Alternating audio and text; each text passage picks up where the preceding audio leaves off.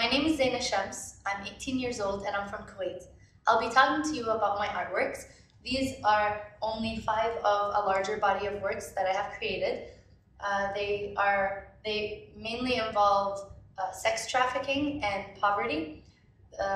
These 2 artworks are about poverty and sex trafficking in India, while the other 3 are about the same issue in Iran. The first artwork I will be talking about is The Line, which is this one.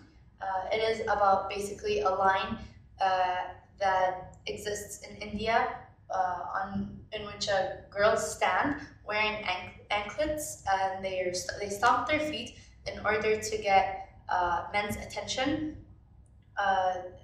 They are forced to be prostitutes by either sex trafficking organizations or poverty, and they sell themselves. And this artwork is about the consequences of this action.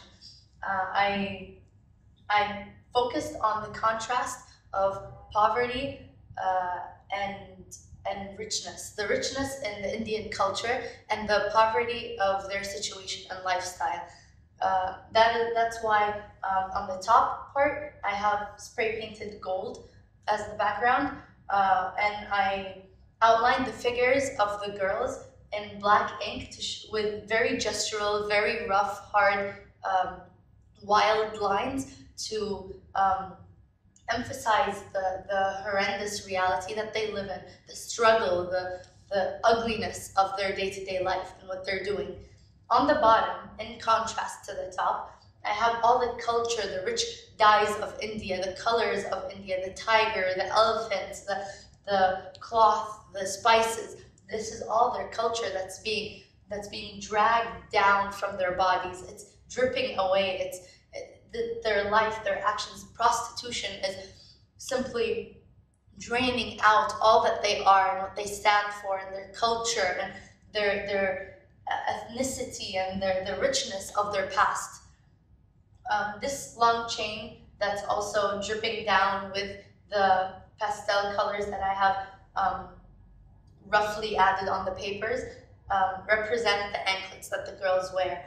I also added very gestural black ink marks. They're very rough, going down along with the colored pastels. This shows how hard it is for such a thing to happen, for one to lose his or her culture. It's not something easy that just drips down. It's dragged out of their bodies. The second artwork I would like to talk about is Faces, which is this one. It's more about our perception of poverty and our perception of those in need, no matter what their situation is. We tend to isolate ourselves from people in need because it's kind of a self-defense mechanism that we have. If we let ourselves relate to them, it's overwhelming to us. So we kind of distance ourselves from them. When someone says there are people in poverty, we kind of just imagine a faceless sea of people.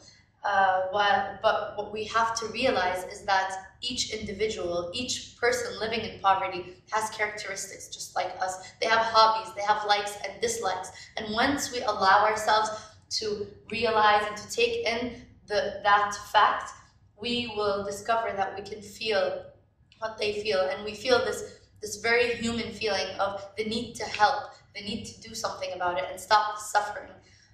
That's why I chose to have this specific painting kind of crowded and cropped and so closely zoomed into their faces to show people that they're not just an endless sea of people. They are real people. They're right in your face. Each one is different.